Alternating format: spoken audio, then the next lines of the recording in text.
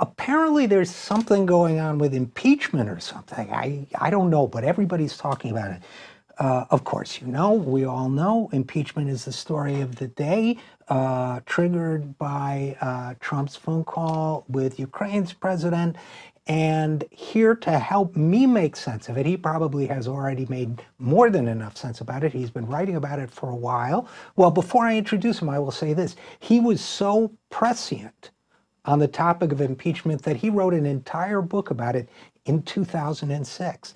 That's how prescient my next guest is on the topic of impeachment. So maybe he can help me understand it a little better. John Nichols hasn't been on the show for a while, but we always love having him on. He's the national affairs correspondent for The Nation. He is the author of a number of books, including the aforesaid book, I think was called The Genius of Impeachment. He is also Horseman of the Trumpocalypse, and many others. So people get ready, and others too numerous to mention. And of course, he has his regular column in The Nation, where he has addressed the impeachment topic several times in the last couple of weeks. So without any further ado, John Nichols, welcome back to the program.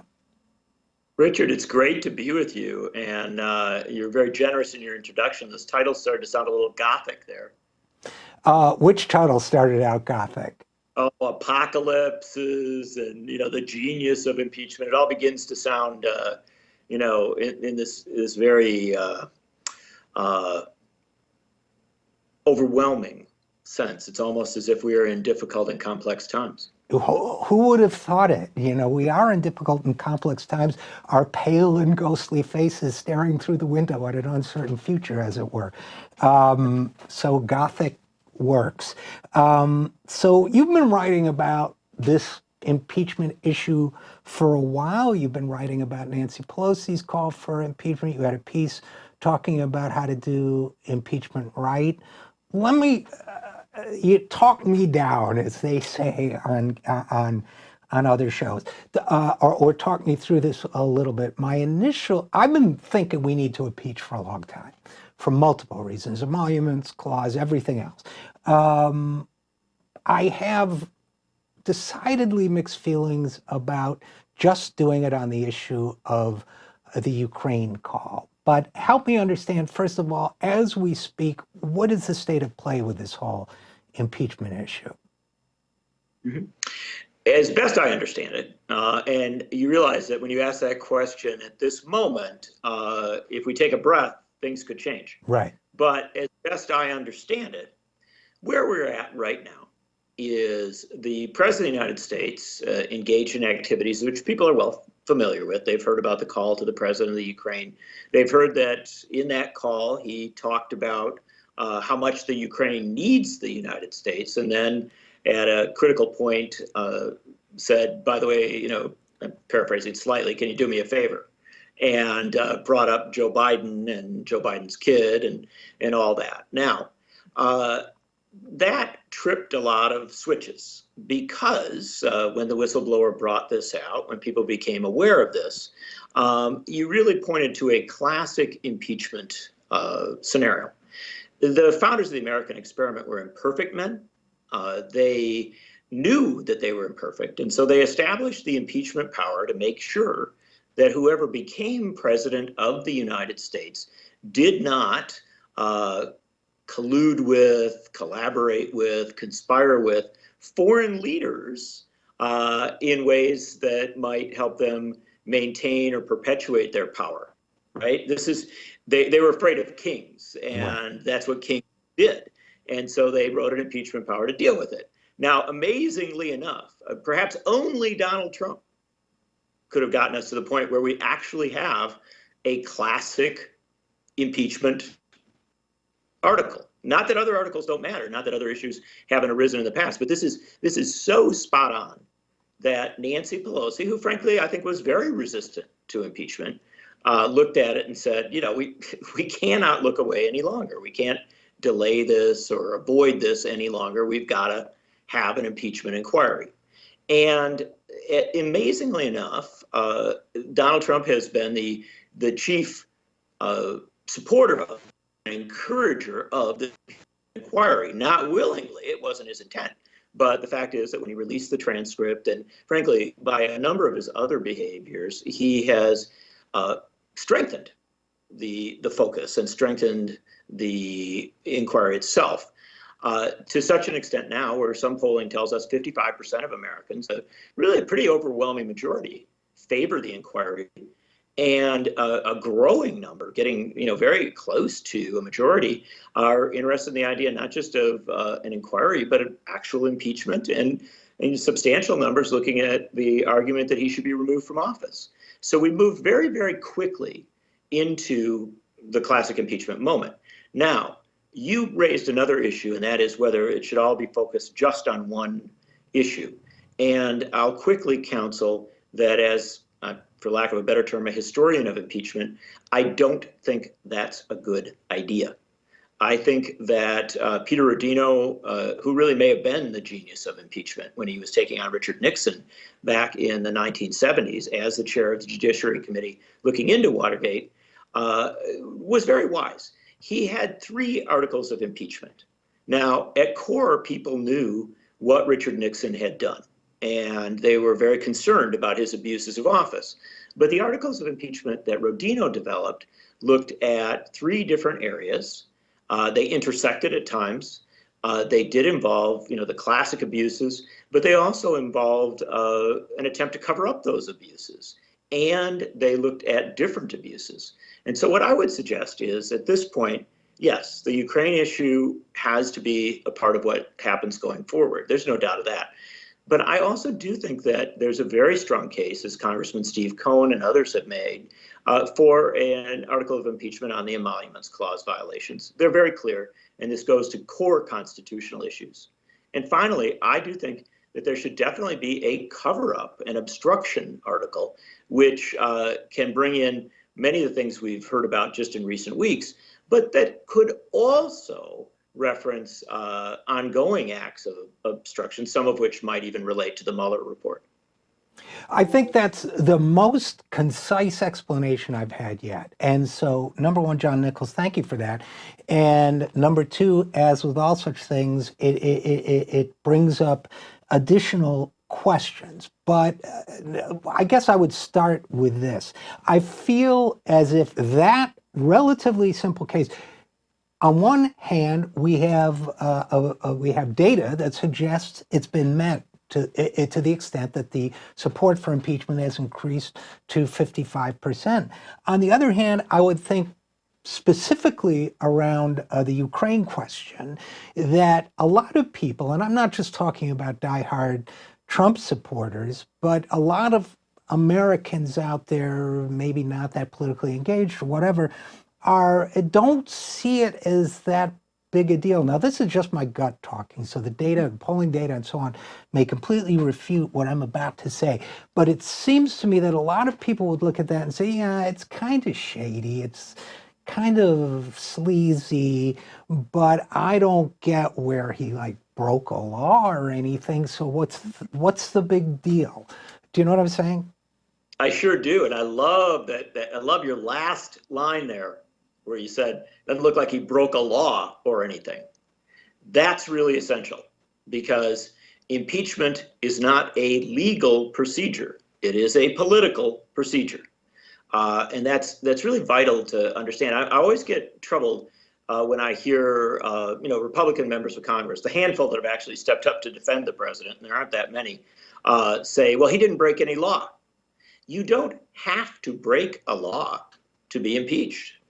In fact, the genius of the founders in regard to impeachment was that they set up a system of checks and balances with 3 separate branches of government, and they wanted to empower the legislative branch to hold the executive, the president, to account, even to the level of removal from office, in order to maintain a definition of the presidency that was constrained, that was narrow.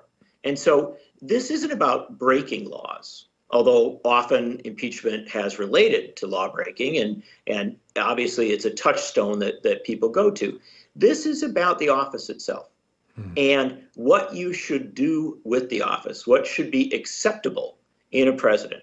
And the fact of the matter is that a president of the United States, using the authority of the United States, in fact, using the taxpayer dollars of the United States and threats as regards aid or potential threats as regards aid to other countries, in order to get those countries to do his or her political bidding, and that political bidding being the targeting of a front-running opponent in a potential upcoming election.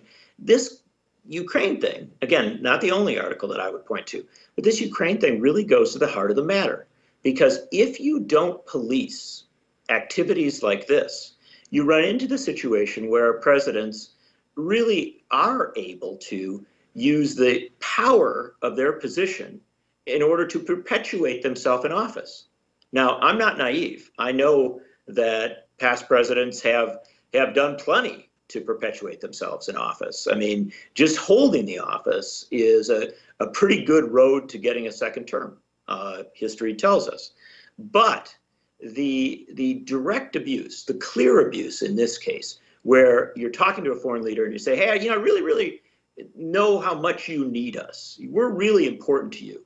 To lead that foreign leader into a discussion about how European leaders really aren't taking care of you very well. You need us, right? To keep emphasizing that. And then to pivot into a conversation, having set that up, about maybe you could do me a little favor and look into this guy I want to look into. And then I think particularly notable in this regard to say, and I just want this to be all above board. This is not about me. So I want to, have you talking to the State Department and to, make it, as clean as you possibly could. No, he says, so I want you to talk to my personal lawyer. Yeah. Okay. He's talking to the leader of another country, and he says, I'm glad we've reached this understanding. I'm going to have Rudy Giuliani give you a call. I mean, really? Is this where we're headed as a country? Because if it is, I can tell you that as creative as Donald Trump is, the next president will be even more abusive. Well, again, very clear and very helpful. And it is a clear abuse of power. Now, the other phrase that people talk about when they talk about impeachment, and it might be interesting to dwell on this for a second, you often hear the phrase high crimes and misdemeanors. And when people hear that, sometimes they think it means, well, a crime is like I mugged a guy, right? And a misdemeanor is like I didn't rough him up too bad. So, they think of it as a violation of the criminal code. So number one, you're saying that this is a different category of offense. This is an offense, as I understand it, against the Constitution and against the constitutional roles and responsibilities of the president. It's not like an offense like you or I might get arrested if we did. It's you're the president, you have a grave responsibility, and you use it to personal ends, as you say, in a way that was almost exactly what the founders had in mind when they created impeachment in the first place. That's right. And look, this phrase, high crimes and misdemeanors, is one of the places where civics teachers start to pull their hair out, right? I mean, I have a 15-year-old daughter who's literally in kind of a government class right now studying the Constitution. And, you get to high crimes and misdemeanors, and the immediate reaction is, okay, a high crime, that must be a felony, right? Right. Shoot somebody in the middle of Fifth Avenue. And a misdemeanor, well, it's like, I don't know, you parked your car in the wrong place or something, or, Right. It's a lower concern. That's not what the founders were talking about. They weren't trying to apply some, kind of statute book to this. High crimes and misdemeanors is a term of art. And what it was put in there as such was to have a broad scope, right? To say, and before it, by the way, it does refer to bribery and things of that nature. So, there are clearly things that they don't want you to do. But then they said, and you know what? When we're talking about abuses of office, we can't even fully imagine, what Donald Trump will do. Because it's 1787. That's a long way into the future. So we're going to put this phrase, high crimes and misdemeanors, in. It is very broad. It can go to relatively small and petty things like, I don't know, Spiro Agnew accepting an envelope full of money, all the way over to, Andrew Johnson literally meticulously dividing the country in the aftermath of the Civil War. There's a lot of space in which to talk about here. But here's the critical thing. People who look for some sort of statutory definition or legal definition have to go and talk to my friend, former President Jerry Ford. Gerald Ford was in Congress before he became vice president and then president of the United States. And he was once asked, what's the definition of, high crimes and misdemeanors? Or how do we, in the broader sense, he was asked, what can you impeach for? And essentially he said, what Congress decides you can impeach for, right? It is he essentially said the power is given to a branch of government in, the first section of our Constitution to hold another branch of government to account. And that power is not constrained. It is not particularly limited because the founders of the American experiment were far more concerned about kingly abuses, about somebody who was elected president and then served as an elected despot, or in their phrase of the time, a king for 4 years, i.e., you got into the position and then you forgot about, the rule of law. You forgot about constitutional requirements and you just did what you wanted, probably to perpetuate your power, but certainly, to kind of oppress and make yourself the overlord of the country. They didn't want that. And so they wanted there to be a way, no matter what one of these presidents might be doing, to check and balance. Now, did they always assume you'd go all the way to impeachment? No, they did not. They expected even the threat of impeachment would cause presidents to behave.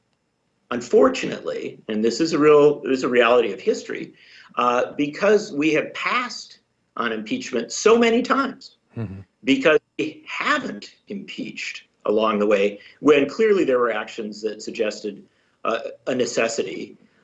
We've allowed what Arthur Schlesinger Jr. Described as an imperial presidency. The presidency is more and more powerful. It has not been checked and balanced. And so it shouldn't be surprising that a Donald Trump shows up and thinks he can do these things.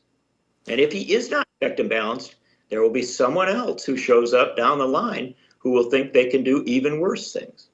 Well, this description of someone, and again, we're talking with John Nichols of The Nation about impeachment, this description of impeachment as a tool to prevent a president from acting like a king for 4 or 8 years I can think of no president in history who has acted more like a king than Donald Trump. Whether it's what we know about that phone call, whether it's some of his other abuses, whether it's the foreign officials staying at his hotels to flatter and please him, whether some of the other things that have come up, he certainly fits the bill. Now, as you might have guessed, John, since you know me, I've been of the school for a long time that says Democrats need to get out there with affirmative and positive vision for the future, how they're going to make this country a better place, this world a better place, people's homes, and lives better. And I've also had a problem somewhat with the idea of the resistance, or whatever you choose to call it, personalizing its resistance to an individual in Trump, because I want to change the system, right? I mean, that's just who I am. That said, I think it was after I read the Mueller report, and particularly some of the obstruction that went on around the Mueller report, that I just thought, I don't want to do it. I don't want to make it about Trump, but this guy needs to be impeached. Now this issue comes up. Let me tell you what my concern is now, because I always have, I'm never satisfied. Okay. Now my problem is that I am very concerned about the national security state and its power in this country. I'm concerned that because of the nature of the offense, had to do with foreign policy and military affairs, that the people who are part of the what Eisenhower called the military-industrial complex will be the defenders and therefore the definers of the status quo, the ones chosen to explain to us the nature of Trump's offense, and therefore ones whose power, instead of being returned back to the people, is strengthened by the impeachment process. Am I worrying about nothing? No, what you're worrying about is quite appropriate. And Richard, we've known each other for a pretty long time. Right. Sure. Would you say that we have very often been comrades on that exact issue? Mm-hmm. Sure. We've been on the same page. Absolutely. And the concern about the military-industrial complex, the concern about national security state, the concern about spying, the concern about abuses of power, not by the presidents, but by the rest of the federal government. Yeah, I mean, you and I have been on that page for a long time, and I'm still there. And so what I believe Donald Trump should be impeached for is corruption.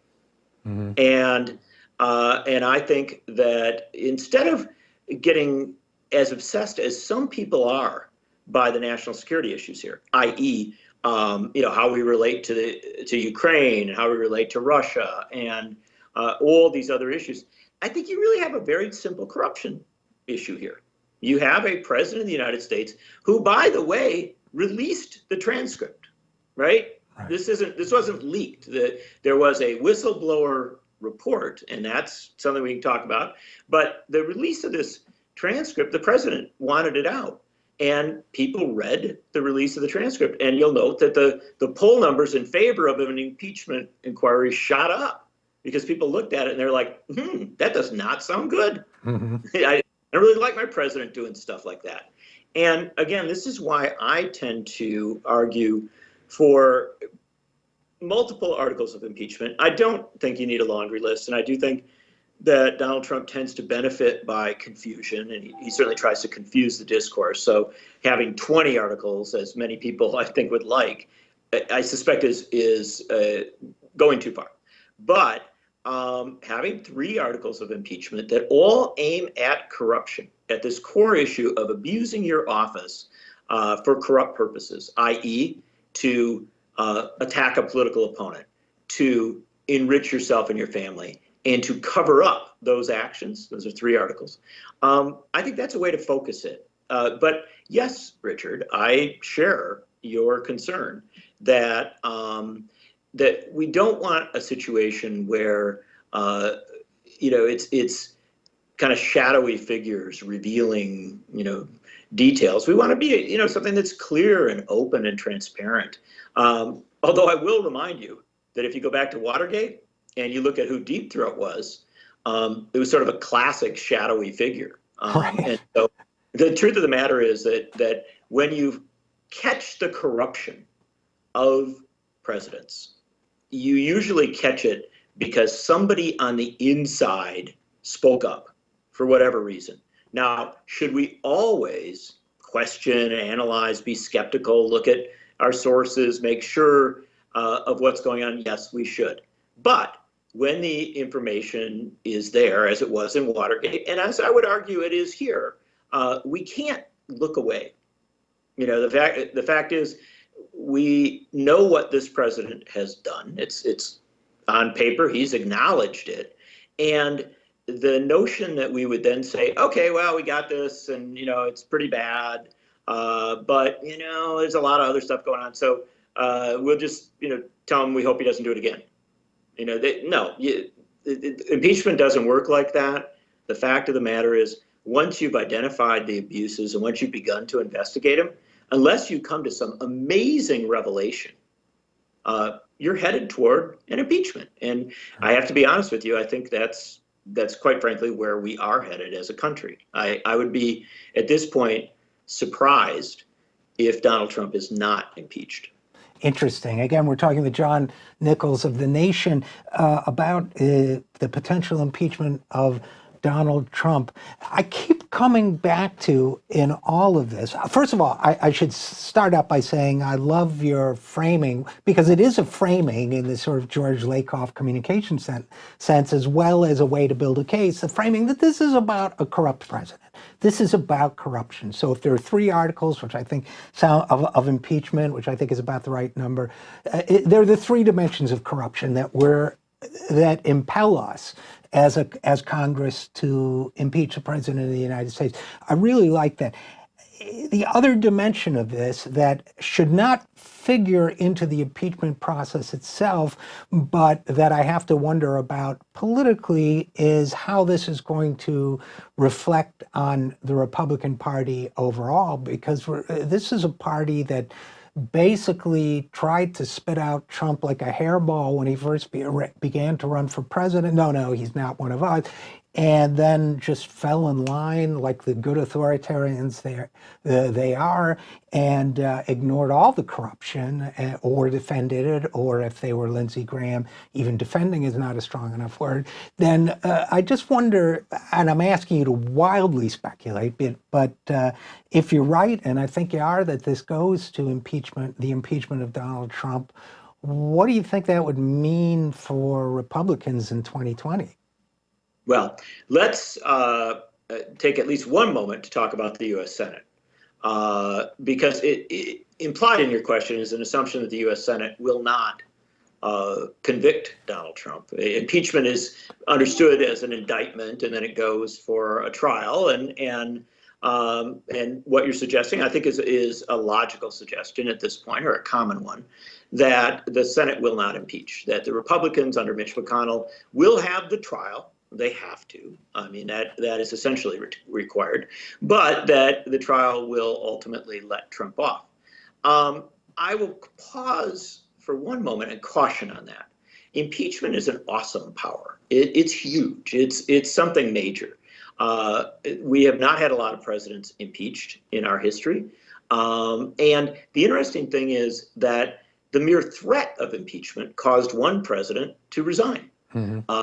It has caused other presidents throughout history, not even having gone as far, to back off on policies, to not run for re-election. So, I mean, this is something big. It's real. And when the House of Representatives votes for impeachment, that's very, very significant. It goes on the historical record, at the very least. And the American people see it as such. They understand it as such. There's a lot of evidence of this. So if the House does a good job over the next month or so and moves articles of impeachment that are well established, that are convincing, and frankly, if the popular appeal of impeachment continues to grow, because again, this is a political act, I think we have to watch what happens in the Senate. It will be interesting to see if any Republicans break. If a handful of Republicans break, a Mike Lee from Utah, a Mitt Romney from Utah, potentially a Susan Collins or Cory Gardner, people who are from other states and are politically vulnerable because of the 2020 election, if there actually is a handful of Republicans that break, then kind of all bets are off, right? Then it becomes a deeper discussion. And, the Senate might actually get interesting. Still getting to the 67 votes or so that you need it's hard to imagine. But, we should at least understand that this awesome power has the potential to throw things off. Now, if indeed the Senate does not convict, if they let Donald Trump go, Donald Trump will be delighted to say, the Nancy Pelosi and her witch hunters, came after me and I was absolved. I was cleared of all wrongdoing. The American people are not stupid. They will know that Donald Trump was impeached, and they will know that the reason he got off is because he had a partisan advantage in the Senate. And that makes impeachment, if not the central issue of 2020, certainly one of the key issues, an issue that could well be definitional. And again, that awesome power of impeachment extending beyond its moment into the future. My sense is that for Republican senators in, even minimally competitive races, it's going to be very hard to explain why, when there was clear evidence of corruption, when there were several opportunities to address that corruption, and when there's clear evidence of a cover-up, an opportunity to address that, they chose not to do so. I think it's damaging for the Republican Party. Donald Trump, if he does survive in the Senate and runs for re-election, would be the first president in history to have been impeached and to run for re-election. So we're in uncharted territory. But my sense is that if the Democratic message in 2020 is that you have a corrupt president, we tried to address that corruption, he and his buddies prevented us from doing so, why don't you give us power? We will end the corruption, and we will use that power to start working on the issues that he has neglected. National health care, climate change, inequality, real jobs, addressing the automation changes that are coming. You know, I've covered politics for a long time. I cannot tell you for sure what would happen, but my sense is that this is very damaging to the Republican Party, whether Donald Trump is removed or not, that we've already moved to a point where the Trump stain will certainly be on him, but also on those who choose to put politics, partisan politics, ahead of, the good of the country. Well, I mean this in a non-theological sense because we don't engage in such things on this hour, but from your lips to God's ears. So, John Nichols, unfortunately, we're going to have to leave it there, but thanks for an extremely edifying conversation. Great to see you, and thanks for coming on the program. It is an honor to be with you always, Richard. Thanks for having me on.